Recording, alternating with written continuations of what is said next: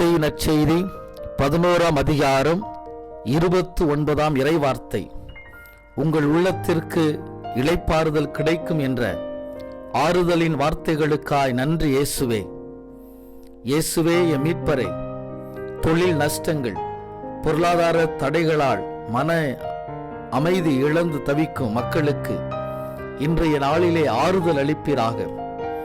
அனைத்து தடைகளையும் தகர்த்தெறியும் வல்லமையை பொழிந்திடுவீராக. நிறை ஞானத்தோடு தொழில் காரியங்களை முன்னெடுக்க வழிகாட்டுவீராக. தூய ஆவியின் துணையை வழங்கிடுவீராக. அமைதியோடு வாழ வழிகாட்டுவீராக.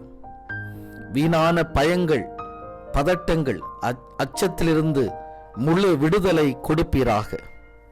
இயேசு கிறிஸ்துவின் இனிய நாமத்தில் மன்றாடுகிறோம் எங்கள் நல்ல பிதாவே. ஆமென், ஆமென், ஆமென். மரியே வாழ்க, மரியே வாழ்க.